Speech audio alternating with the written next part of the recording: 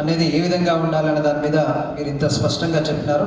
దయచేసి ఫర్దర్గా మాట్లాడేవాళ్ళు కూడా ఆ కోణంలో ఆ డైరెక్షన్లో మాట్లాడవలసిందిగా కోరుకుంటూ, ఇప్పుడు తెలంగాణ ముదిరాజ్ మహాసభ రాష్ట్ర వర్కింగ్ ప్రెసిడెంట్ గుర్రాల మలేష్ గారికి ఒక ఎమర్జెన్సీ పరిస్థితులు ఉన్నాయి కాబట్టి ఒక 2 నిమిషాలు మాట్లాడి వెళ్ళిపోతున్నారు. అన్నగారు మీరు కూడా సూటిగా ఆ పద్ధతిలో మాట్లాడాల్సిందిగా, తక్కువ సమయంలో మాట్లాడాల్సిందిగా కోరుతాను. Thank you.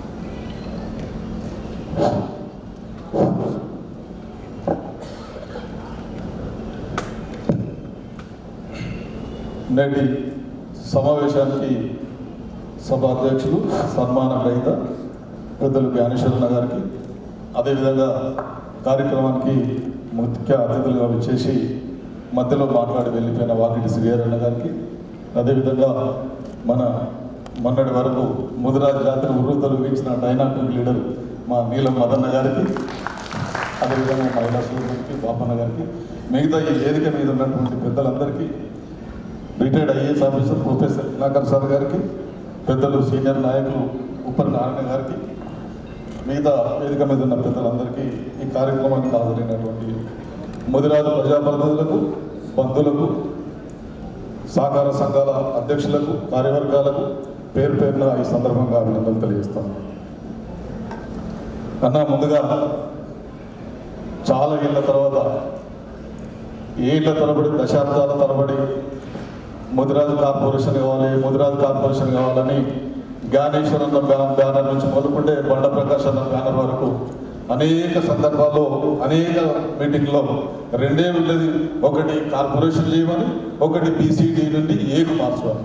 ఈ 2 నినాదాలతోటే కొంతమంది వయసు అయిపోయింది, నడిడికి వచ్చారు, వాళ్ళ ఉద్యోగాలు కూడా దొరుకుంటూ అయిపోయాయి.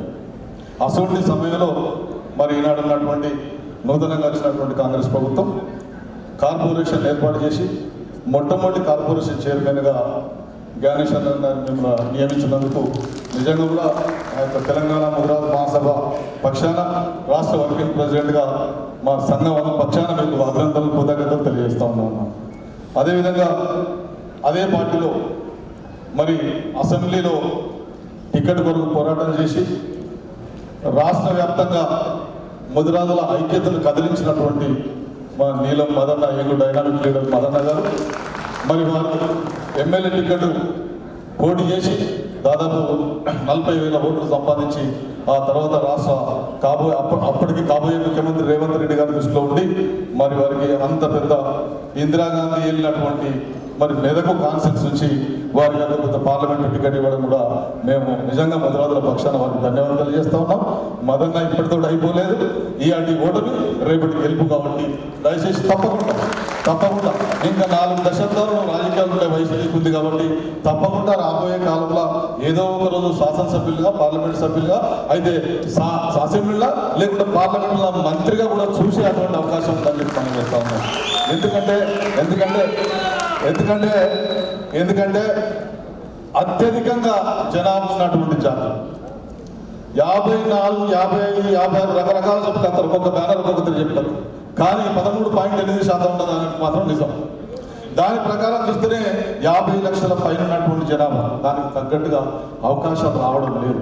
గతంలో కొన్ని పార్టీలు టికెట్లు ఇవ్వలేదని రోడ్ల మీద పడి ధర్నాలు చేసినాం. కానీ అందులో కాంగ్రెస్ పార్టీ ఇవాళ అధికారంలోకి వచ్చినటువంటి పార్టీ 5 సీట్లు ఇచ్చి ఒక్కరు మాత్రం గెలిచిండ్రు, కడమ వాళ్ళు ఓడిపోయారు. భారతీయ జనతా పార్టీ కొంతమందికి ఇలా బాపమ్మ లాంటి వాళ్ళకు అవకాశం ఇచ్చింది, ఈటల రాజేంద్ర అవకాశం ఇచ్చింది.